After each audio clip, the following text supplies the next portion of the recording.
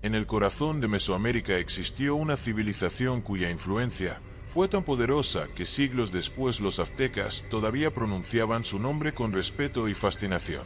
Los toltecas fueron guerreros, arquitectos, comerciantes, escultores y sacerdotes capaces de transformar el centro de México en un territorio dominado por símbolos, templos y poder militar.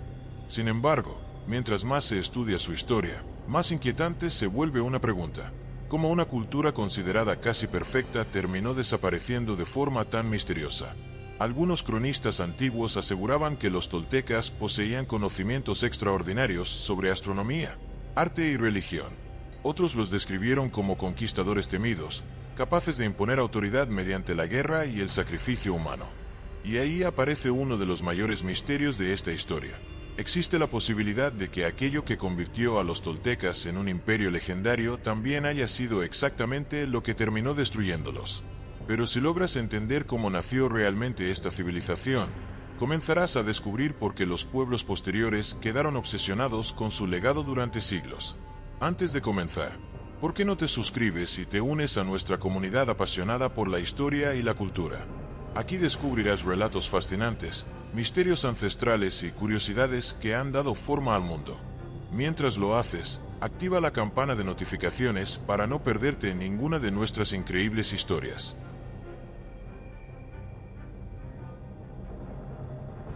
Mucho antes de que los toltecas levantaran los enormes atlantes de piedra que todavía observan silenciosamente las ruinas de Tula, Mesoamérica atravesaba uno de los momentos más turbulentos de toda su historia. Entre los años 650 y 750, el orden que había dominado durante siglos comenzó a desmoronarse lentamente. Las antiguas ciudades poderosas perdían influencia, las rutas comerciales se volvían inseguras y miles de personas empezaban a abandonar regiones enteras buscando sobrevivir. En el centro de ese colapso estaba Teotihuacán. Durante siglos, Teotihuacán había sido una de las ciudades más impresionantes del planeta. Su tamaño superaba muchas ciudades europeas de la época. Sus avenidas perfectamente alineadas, la pirámide del Sol, la pirámide de la Luna y sus complejos residenciales reflejaban una sociedad altamente organizada. Se calcula que en su periodo de mayor esplendor la ciudad llegó a tener entre 100.000 y 150.000 habitantes, una cifra gigantesca para el mundo antiguo. Pero hacia el siglo VII algo empezó a cambiar. Las excavaciones arqueológicas han revelado señales de incendios masivos en sectores ceremoniales y políticos. Lo más llamativo es que los edificios destruidos pertenecían principalmente a las élites gobernantes. Esto ha llevado a muchos investigadores a pensar que el colapso no fue solamente producto de invasiones externas, sino también de conflictos internos extremadamente violentos. Las causas exactas todavía generan debate. Algunos especialistas creen que existieron largas sequías que afectaron la agricultura. Otros señalan tensiones sociales entre las clases altas y la población común. También hay teorías relacionadas con la sobreexplotación de recursos naturales y el agotamiento del sistema político. Lo cierto es que cuando Teotihuacán cayó, el equilibrio de toda Mesoamérica se rompió. Las regiones que antes dependían económica o culturalmente de aquella gran ciudad comenzaron a competir entre sí. El miedo empezó a expandirse lentamente. Las antiguas redes comerciales dejaron de ser seguras. Los pequeños estados regionales comenzaron a militarizarse. En muchas comunidades, sobrevivir se convirtió en la prioridad absoluta. La psicología colectiva de la época cambió profundamente. Durante generaciones, muchas personas habían vivido bajo la idea de que las grandes ciudades representaban estabilidad y protección divina. Pero la destrucción de Teotihuacán generó una sensación inquietante. Si incluso la ciudad más poderosa podía caer, entonces ninguna estaba verdaderamente segura. Ese pensamiento alteró la forma en que los pueblos comenzaron a organizarse. Las élites militares adquirieron cada vez más importancia. Los guerreros dejaron de ser simplemente defensores territoriales y comenzaron a convertirse en figuras centrales de autoridad. En tiempos de caos, la capacidad de proteger, conquistar y controlar rutas comerciales pasó a ser considerada casi una señal de legitimidad sagrada. Y aquí comenzó a surgir uno de los elementos psicológicos más importantes que definirían posteriormente a los toltecas, la idea de que el orden solo podía mantenerse mediante la fuerza. Mientras el centro de México se fragmentaba, Distintas ciudades intentaron ocupar el espacio dejado por Teotihuacán. Lugares como Xochicalco, Cholula, Cacastla y el Tajín empezaron a fortalecerse regionalmente. Cada una desarrolló características propias, alianzas políticas y estilos artísticos distintos. Xochicalco, por ejemplo, se convirtió en un importante centro fortificado. Sus murallas reflejan el clima de inseguridad que dominaba la región.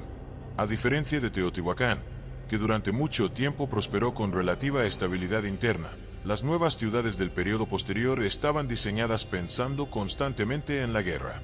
Eso revela mucho sobre la mentalidad de la época. Las sociedades comenzaron a vivir con la expectativa permanente de posibles ataques, invasiones o rebeliones.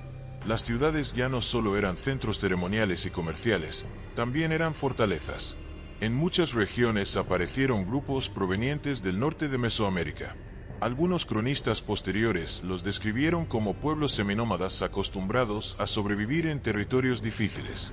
Estos grupos traían consigo una cultura más orientada hacia el combate, la movilidad y la disciplina guerrera. Con el tiempo, varios de esos grupos terminarían mezclándose con poblaciones sedentarias del centro de México. Esa combinación cultural sería fundamental para el nacimiento del mundo tolteca. Las migraciones desempeñaron un papel enorme en esta transformación. Muchas comunidades abandonaban territorios agotados por la sequía o la guerra. Familias enteras recorrían largas distancias buscando nuevas tierras fértiles y regiones más seguras. Estos movimientos provocaban tensiones constantes entre pueblos locales y recién llegados, pero también generaban intercambio cultural. Nuevas técnicas militares, tradiciones religiosas, estilos artísticos y conocimientos agrícolas comenzaron a mezclarse. Mesoamérica se convirtió en una región mucho más dinámica y compleja. En ese contexto surgieron las primeras referencias a Tollán. Tollán no era solamente el nombre de una ciudad. En muchas tradiciones mesoamericanas, el término también significaba gran centro urbano o lugar de juncos, una metáfora asociada con abundancia y civilización. Con el paso del tiempo, varias ciudades fueron llamadas Tollán, pero la más famosa sería Tula, la futura capital tolteca. Los relatos mexicas escritos siglos después describían a los toltecas casi como una civilización perfecta. Según esas tradiciones, eran maestros de las artes, la arquitectura, la escultura y la sabiduría espiritual.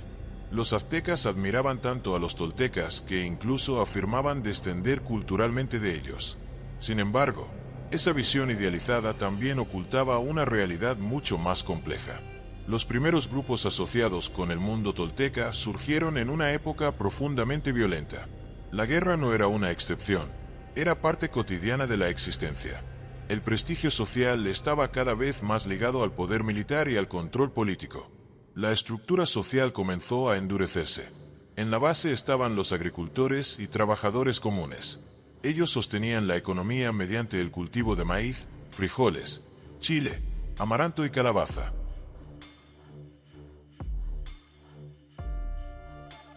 Hacia finales del siglo IX y comienzos del siglo X, mientras gran parte de Mesoamérica seguía enfrentando conflictos regionales y luchas por el poder, comenzó a surgir lentamente una ciudad que cambiaría el destino político y cultural del centro de México.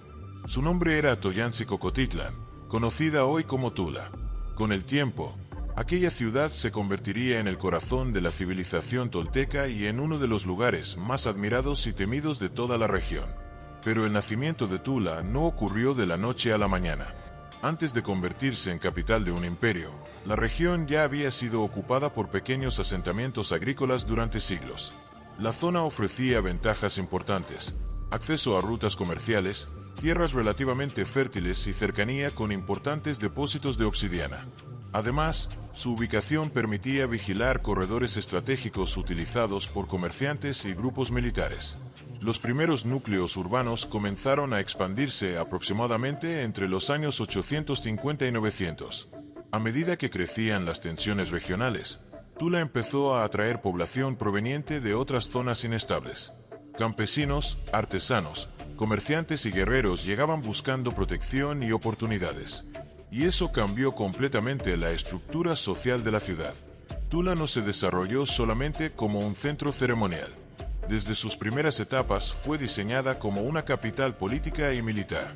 La ciudad comenzó a organizarse alrededor de plazas monumentales, plataformas ceremoniales y complejos administrativos que reflejaban una autoridad central cada vez más poderosa.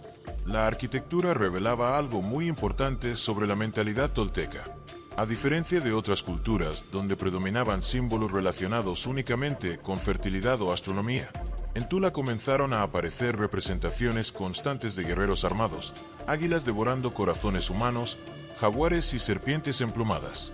El mensaje era claro: el poder militar y el poder sagrado estaban unidos. Los arqueólogos estiman que durante su periodo de mayor crecimiento, entre los años 950 y 1150, Tula llegó a tener una población aproximada de entre 30.000 y 60.000 habitantes. Aunque era más pequeña que Teotihuacán, seguía siendo una ciudad enorme para la época y uno de los centros urbanos más importantes de Mesoamérica. La planificación urbana de Tula reflejaba jerarquías muy definidas. En el centro se encontraban los espacios ceremoniales y administrativos reservados para las élites. Allí vivían sacerdotes, gobernantes, altos mandos militares y funcionarios importantes. Las construcciones estaban hechas principalmente de piedra tallada y decoradas con esculturas, columnas y relieves complejos. En las zonas periféricas habitaban artesanos, agricultores y trabajadores comunes.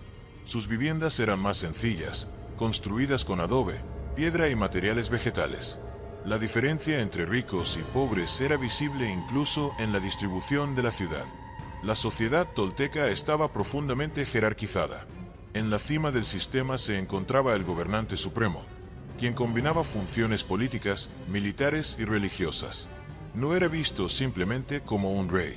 En la mentalidad tolteca, el gobernante actuaba como intermediario entre los dioses y el mundo humano. Su autoridad dependía tanto de sus victorias militares como de su capacidad para mantener el equilibrio espiritual de la sociedad. Debajo de él estaban las élites sacerdotales y militares. Los sacerdotes controlaban calendarios ceremoniales, rituales religiosos y conocimientos astronómicos.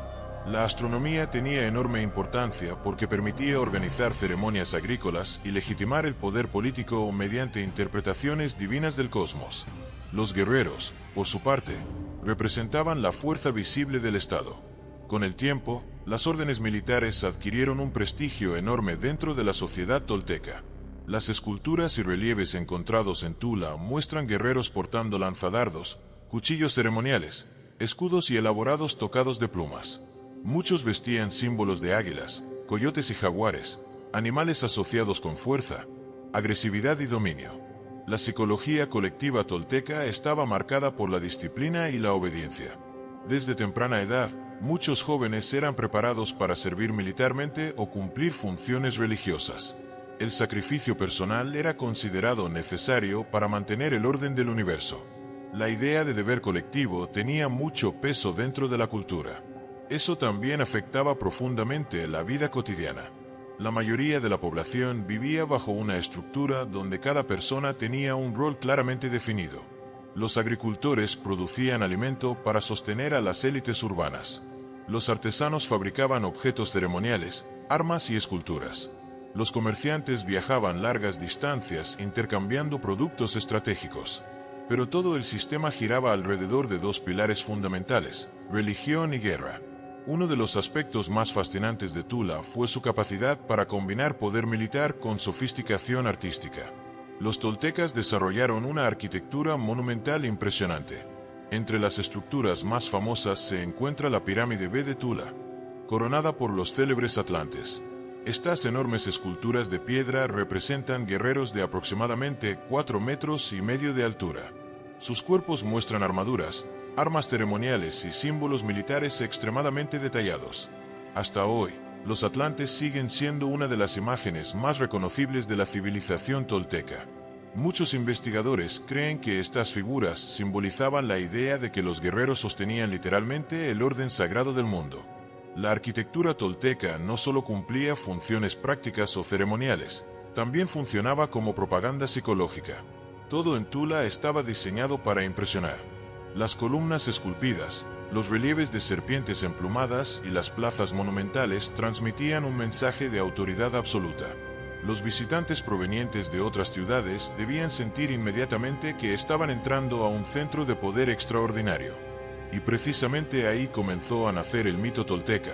Cuanto más grandiosa parecía Tula, más pueblos empezaban a verla como una ciudad casi elegida por los dioses.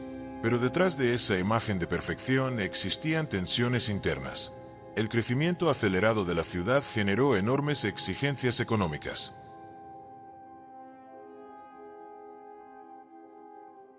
A medida que Tula crecía y consolidaba su influencia en el centro de México, la civilización tolteca comenzó a transformarse en algo mucho más poderoso que una simple ciudad dominante. Poco a poco, su identidad quedó completamente ligada a la guerra. Los gobernantes entendieron que en una Mesoamérica fragmentada y llena de conflictos, la supervivencia dependía de una sola cosa: demostrar fuerza antes de que los enemigos siquiera pensaran en atacar. Y los toltecas llevaron esa idea a un nivel extraordinario.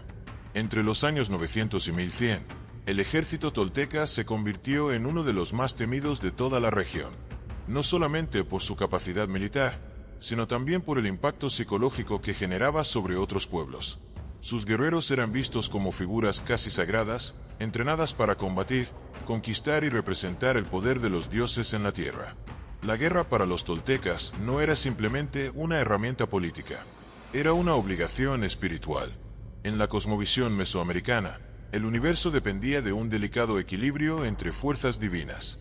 Los dioses necesitaban energía para mantener el movimiento del sol, las lluvias, las cosechas y el orden cósmico. Y una de las maneras de alimentar simbólicamente a esas deidades era mediante rituales de sangre y sacrificio. Eso convirtió al guerrero en una figura central dentro de la sociedad. El soldado no solo defendía territorios, también ayudaba a preservar el equilibrio del universo. Cada batalla podía interpretarse como un acto sagrado. Cada conquista fortalecía tanto al Estado como a la religión. La psicología militar tolteca se construyó alrededor de esa idea. Los jóvenes crecían admirando a los guerreros. Desde edades tempranas eran preparados física y mentalmente para resistir dolor, obedecer órdenes y aceptar la posibilidad de morir en combate. El miedo no era visto como algo vergonzoso, pero debía ser dominado mediante disciplina y entrenamiento. Muchos niños aprendían desde pequeños a utilizar armas básicas, participar en ceremonias religiosas y respetar profundamente la jerarquía militar. La obediencia absoluta era considerada una virtud esencial. La estructura del ejército estaba cuidadosamente organizada. En la cima se encontraban los altos mandos militares, generalmente vinculados directamente con las élites gobernantes y sacerdotales. Estos líderes dirigían campañas de conquista, organizaban alianzas y supervisaban la disciplina de las tropas. Debajo de ellos existían distintos grupos guerreros especializados. Las representaciones encontradas en Tula muestran combatientes utilizando armaduras acolchadas de algodón endurecido, escudos decorados y tocados elaborados con plumas. Muchos portaban símbolos de águilas, coyotes y jaguares, animales asociados con agresividad, inteligencia y poder. Las órdenes militares no solo tenían funciones bélicas, también cumplían un papel ceremonial y político. Ser aceptado dentro de ciertos grupos guerreros significaba obtener prestigio, privilegios y reconocimiento social. Los combatientes exitosos podían ascender dentro de la jerarquía, obtener tierras, riquezas y mayor influencia pública. Eso creó una cultura profundamente militarizada. Mientras en otras sociedades el prestigio podía depender principalmente de la riqueza o la herencia familiar, entre los toltecas el éxito militar se convirtió en uno de los caminos más importantes hacia el poder. Y eso afectó incluso la forma en que la sociedad entendía la masculinidad y el honor. El guerrero ideal debía ser disciplinado, resistente, leal y capaz de enfrentar la muerte sin perder el control. La valentía era admirada no solo como una habilidad física, sino también como una demostración de fortaleza espiritual. Pero mientras más glorificaban la guerra, más comenzaba a depender toda la estabilidad del imperio de la capacidad constante de conquistar y controlar mediante el miedo. Las armas toltecas reflejaban perfectamente esta mentalidad. La obsidiana era fundamental. Esta piedra volcánica extremadamente filosa permitía fabricar cuchillos y puntas capaces de causar heridas devastadoras. Los guerreros utilizaban macuahuitl, una especie de espada de madera con hojas de obsidiana incrustadas en los bordes. También empleaban lanzas, lanzadardos llamados atlatl y cuchillos ceremoniales. El atlatl fue especialmente importante. Este instrumento aumentaba enormemente la fuerza y distancia de lanzamiento de los proyectiles. Los guerreros entrenados podían atacar enemigos desde posiciones relativamente seguras antes de iniciar combate cuerpo a cuerpo. Además del armamento, la apariencia visual tenía enorme importancia. Los soldados toltecas utilizaban pintura corporal, plumas y ornamentos destinados a intimidar psicológicamente a sus adversarios. Las ceremonias previas a la guerra reforzaban la sensación de estar participando en una misión sagrada. Los sacrificios rituales también desempeñaban un papel aterrador. Las evidencias arqueológicas muestran que los toltecas practicaban sacrificios humanos asociados con ceremonias religiosas y victorias militares. En algunas ocasiones, los prisioneros de guerra eran utilizados como ofrendas públicas. Esto tenía múltiples funciones. Desde el punto de vista religioso, se creía que alimentaban a los dioses. Desde el punto de vista político, demostraban poder absoluto. Y desde el punto de vista psicológico, enviaban un mensaje claro a enemigos y pueblos sometidos. Desafiar a los toltecas podía tener consecuencias terribles. Muchos pueblos vecinos comenzaron a verlos con mezcla de admiración y terror.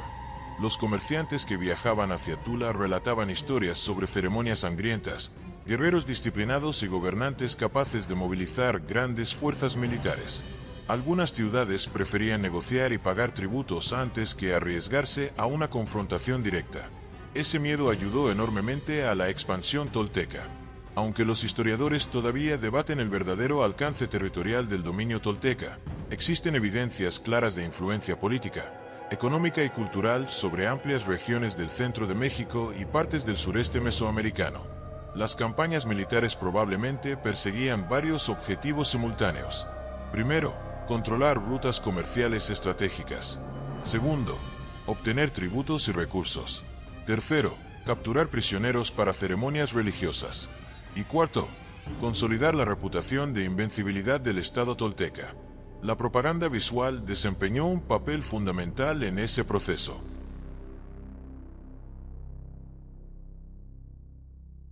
Mientras Tula alcanzaba su máximo esplendor entre los años 950 y 1100, la civilización tolteca comenzó a enfrentar un conflicto mucho más peligroso que cualquier guerra externa. No se trataba solamente de luchas militares o disputas territoriales. Era una batalla ideológica, espiritual y política que lentamente empezó a dividir el corazón mismo del imperio. Porque detrás de los templos monumentales, de las ceremonias públicas y del poder militar, existían dos visiones muy diferentes sobre cómo debía gobernarse la sociedad tolteca. Y esas diferencias terminarían dejando heridas profundas dentro de la civilización. En el centro de esta tensión apareció una figura que siglos después se convertiría en leyenda: Tzeacatl Topiltzin Quetzalcóatl. Su historia mezcla hechos históricos, símbolos religiosos y relatos míticos transmitidos durante generaciones. Por eso, hasta hoy, los investigadores debaten cuánto de su vida pertenece realmente a la historia y cuánto fue transformado por la tradición oral mesoamericana. Sin embargo, la mayoría coincide en algo importante. Probablemente existió un gobernante o sacerdote de gran influencia en Tula vinculado al culto de Quetzalcóatl. El nombre Quetzalcóatl significa serpiente emplumada. Esta deidad ya existía antes de los toltecas, pero durante el auge de Tula adquirió una importancia extraordinaria. Quetzalcóatl estaba asociado con sabiduría, conocimiento, viento, creación, agricultura y legitimidad espiritual. En muchas tradiciones mesoamericanas representaba orden, inteligencia y refinamiento cultural. Los relatos posteriores describen a Tzeacatl Topiltzin Quetzalcóatl como un líder profundamente religioso, impulsor de las artes, la arquitectura y el conocimiento ceremonial. Algunas leyendas incluso afirman que rechazaba ciertos tipos de sacrificios humanos excesivos y promovía formas más moderadas de ritual religioso. Pero precisamente ahí comenzó el problema. Dentro del mundo tolteca existían otros sectores, mucho más ligados al militarismo agresivo y al uso constante del sacrificio como herramienta política y espiritual. Entre esas corrientes apareció la influencia de otra poderosa deidad, Tezcatlipoca. Tezcatlipoca era una figura completamente distinta. Su nombre puede traducirse como espejo humeante, y estaba relacionado con guerra, poder, destino, oscuridad, conflicto y transformación. Era una deidad compleja, asociada tanto con destrucción como con autoridad absoluta. Mientras que Quetzalcóatl simbolizaba conocimiento y equilibrio, Tezcatlipoca representaba fuerza implacable y dominio. La tensión entre ambas visiones comenzó a reflejar divisiones reales dentro de la élite tolteca. Por un lado estaban sectores sacerdotales más vinculados con estabilidad ceremonial, prestigio cultural y legitimidad espiritual. Por otro lado crecían facciones militares cada vez más convencidas de que el imperio debía sostenerse mediante expansión, temor y control absoluto. Y poco a poco, esas diferencias empezaron a convertirse en rivalidades peligrosas. La psicología del poder dentro de Tula comenzó a deteriorarse. Las élites competían no solamente por riqueza o influencia política, sino también por controlar la narrativa espiritual del imperio. En una sociedad donde la religión legitimaba toda autoridad, dominar el discurso religioso equivalía prácticamente a controlar el Estado. Eso generó intrigas, alianzas ocultas y conflictos internos. Los relatos legendarios describen enfrentamientos entre seguidores de Quetzalcóatl y partidarios de Tezcatlipoca. Algunas versiones cuentan que Tezcatlipoca utilizó engaños, manipulaciones y ceremonias oscuras para desacreditar a Ceeacatl Topiltzin Quetzalcóatl. Aunque muchas de estas historias tienen elementos míticos, reflejan algo importante: la existencia de profundas tensiones internas dentro de la civilización tolteca. Las leyendas afirman que Quetzalcóatl finalmente fue expulsado o abandonó Tula tras perder influencia política y religiosa. Algunas narraciones incluso cuentan que prometió regresar algún día desde el oriente. Siglos después, esta profecía sería reinterpretada de maneras dramáticas durante la llegada de los españoles. Pero en el contexto tolteca original, la historia reflejaba algo mucho más inmediato: la caída de un modelo de liderazgo y el ascenso de una visión más militarizada y agresiva del poder. Y mientras una parte del imperio creía que la grandeza dependía del conocimiento y el equilibrio, otra comenzaba a convencerse de que solo el miedo podía mantener unido al mundo tolteca.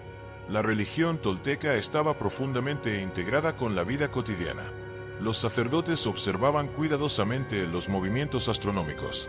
Los calendarios ceremoniales organizaban actividades agrícolas, rituales y celebraciones públicas.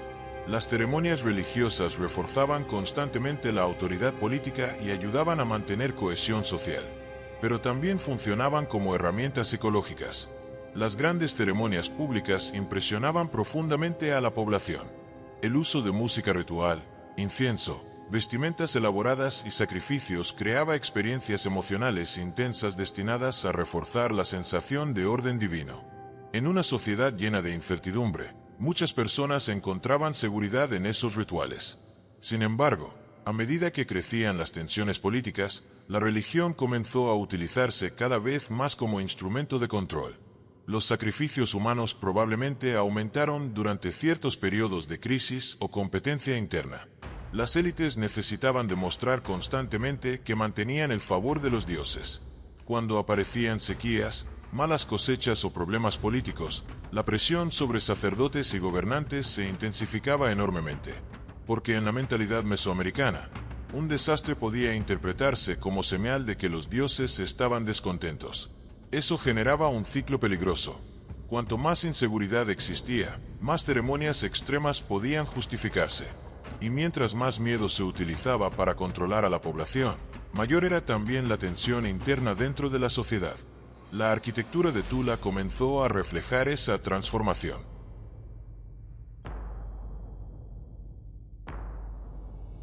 Durante su máximo esplendor, entre los años 950 y 1150, Tula se convirtió en una de las ciudades más impresionantes y poderosas de toda Mesoamérica. Para muchos pueblos vecinos, entrar en aquella capital era como ingresar a un lugar donde la autoridad militar, la religión y la riqueza parecían fusionarse en una sola fuerza dominante. Sus templos se elevaban sobre enormes plataformas de piedra. Las plazas ceremoniales estaban llenas de esculturas monumentales. Los mercados recibían mercancías provenientes de regiones lejanas. Y en el centro de todo, las élites toltecas gobernaban convencidas de que su civilización había sido destinada a controlar el corazón del mundo mesoamericano. Pero detrás de esa imagen de grandeza existía una realidad mucho más compleja. porque mientras Tula brillaba hacia el exterior, dentro de la ciudad crecían tensiones sociales, desigualdades y secretos políticos que lentamente comenzaban a debilitar las bases del imperio. La vida cotidiana en Tula estaba profundamente organizada alrededor de jerarquías sociales muy estrictas. En la cima del sistema estaban los gobernantes, sacerdotes y altos mandos militares. Estas élites vivían cerca de los grandes complejos ceremoniales y administrativos. Sus residencias eran amplias y estaban construidas con materiales más resistentes y decoraciones elaboradas. Muchas tenían patios interiores, columnas esculpidas y espacios reservados para rituales privados. Las clases altas consumían productos considerados de lujo dentro del mundo mesoamericano. Entre ellos se encontraban el cacao, utilizado como bebida ceremonial, plumas de quetzal provenientes de regiones tropicales, jade, turquesa y obsidiana finamente trabajada, además de textiles complejos elaborados por artesanos especializados. La apariencia física tenía enorme importancia. Los miembros de la élite utilizaban ornamentos elaborados, tocados de plumas y joyas para demostrar estatus social. El poder debía verse constantemente. En la mentalidad tolteca, la imagen pública reforzaba la legitimidad política y religiosa. Debajo de las élites estaban los artesanos, comerciantes y funcionarios administrativos. Los artesanos ocupaban un lugar particularmente importante dentro de la sociedad tolteca. Los aztecas, siglos después, afirmaban que los toltecas eran los grandes maestros del arte y la escultura. Aunque parte de esa visión fue idealizada, la realidad es que Tula desarrolló una producción artística impresionante. Los escultores trabajaban enormes bloques de piedra para crear columnas, relieves y figuras monumentales. Los talleres producían cerámica decorada, herramientas de obsidiana, objetos rituales y ornamentos militares. Muchas piezas revelan un nivel técnico muy avanzado para la época. La arquitectura de Tula reflejaba perfectamente la mentalidad del imperio. La ciudad estaba diseñada para impresionar psicológicamente tanto a sus habitantes como a los visitantes extranjeros. Las plazas abiertas permitían grandes ceremonias públicas. Los templos elevados simbolizaban conexión entre el mundo humano y las fuerzas divinas. Las columnas esculpidas mostraban guerreros armados y criaturas sagradas. Entre las estructuras más famosas se encontraba la pirámide B, coronada por los gigantescos atlantes de Tula. Estas esculturas de aproximadamente 4,5 metros de altura representan guerreros equipados con armaduras, lanzadardos y cuchillos ceremoniales. Probablemente sostenían el techo de un templo ubicado en la parte superior de la pirámide. Pero los atlantes no eran simples elementos arquitectónicos. Funcionaban como símbolos permanentes del poder militar y espiritual del Estado. Cada persona que los observaba entendía inmediatamente cuál era la base de la autoridad tolteca: la unión entre religión y guerra. Y mientras más monumental se volvía la ciudad, más comenzaba a crecer la sensación de que Tula no era solamente una capital, sino el centro de un poder destinado a dominar toda Mesoamérica. La economía tolteca dependía enormemente del comercio. Tula se encontraba estratégicamente ubicada cerca de importantes rutas comerciales que conectaban distintas regiones del centro de México. Los comerciantes transportaban obsidiana, cerámica, textiles, sal, cacao, jade, pieles y plumas exóticas. La obsidiana era uno de los recursos más valiosos. Los talleres especializados fabricaban cuchillos, armas y herramientas extremadamente afiladas que luego eran distribuidas hacia otras ciudades. Controlar la producción y comercio de obsidiana otorgaba ventajas económicas y militares enormes. Los mercados de Tula probablemente eran espacios muy activos y ruidosos. Campesinos llegaban desde comunidades cercanas para intercambiar alimentos. Comerciantes traían productos provenientes de regiones lejanas. Artesanos ofrecían herramientas, esculturas y objetos ceremoniales. Sin embargo, toda esa riqueza estaba distribuida de manera profundamente desigual. Mientras las élites acumulaban privilegios, gran parte de la población vivía bajo fuertes cargas de trabajo y tributo. Los agricultores sostenían prácticamente toda la economía mediante largas jornadas de cultivo. El maíz seguía siendo la base absoluta de la alimentación. También cultivaban frijoles, chile, amaranto y calabaza. La agricultura dependía fuertemente de las lluvias estacionales y de sistemas relativamente complejos de manejo del suelo. La vida para los campesinos no era sencilla. Las viviendas comunes eran mucho más modestas que las residencias de la élite. Muchas familias vivían en estructuras de adobe y materiales vegetales. Compartían espacios reducidos y trabajaban constantemente para cumplir obligaciones tributarias. Además de producir alimento, debían aportar trabajo para construcción de templos, plataformas y obras públicas. Eso generaba tensiones sociales silenciosas. Aunque la autoridad religiosa ayudaba a mantener el orden, las diferencias entre clases sociales se hacían cada vez más evidentes.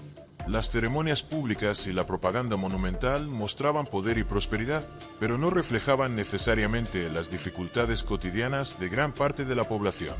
La religión seguía impregnando todos los aspectos de la vida urbana.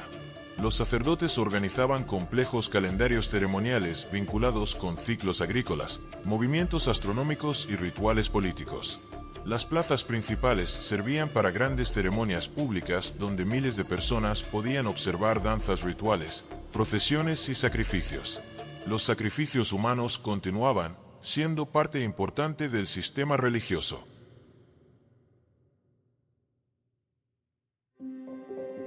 La historia de los toltecas no terminó simplemente con la caída de Tula. En realidad, su desaparición marcó el comienzo de algo todavía más extraño. El nacimiento de un legado tan poderoso que sobrevivió durante siglos incluso después de que su civilización desapareciera casi por completo. Cuando Tula comenzó a derrumbarse alrededor de los años 1150 y 1200, Mesoamérica volvió a entrar en un periodo de inestabilidad. Las luchas internas, las crisis económicas, las sequías prolongadas y los conflictos militares debilitaron profundamente el poder tolteca. Poco a poco, la gran ciudad perdió influencia. Muchos sectores fueron abandonados. Algunos edificios muestran señales de incendios y destrucción violenta. Las rutas comerciales dejaron de estar completamente bajo control tolteca. Y aún así, el nombre de los toltecas nunca murió. Eso es precisamente lo que hace tan fascinante esta civilización.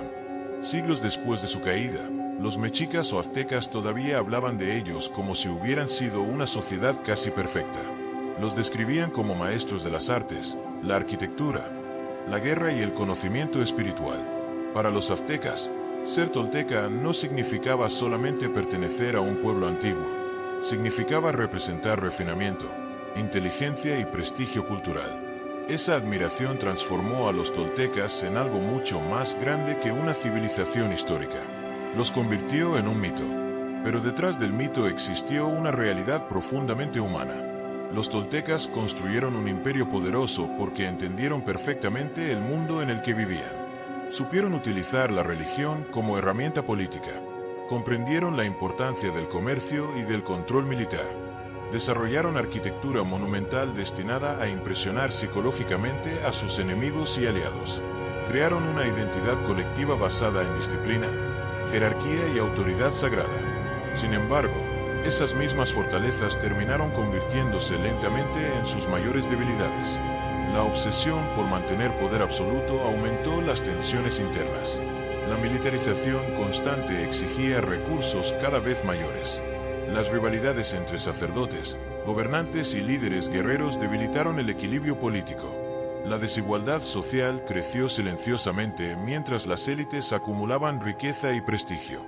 Y cuando aparecieron las crisis climáticas, los conflictos regionales y la pérdida de estabilidad económica, el sistema comenzó a fracturarse desde adentro. Porque existe una realidad inquietante que se repite una y otra vez en la historia humana. Muchos imperios no son destruidos únicamente por enemigos externos, sino por las tensiones que crecen lentamente dentro de ellos mismos.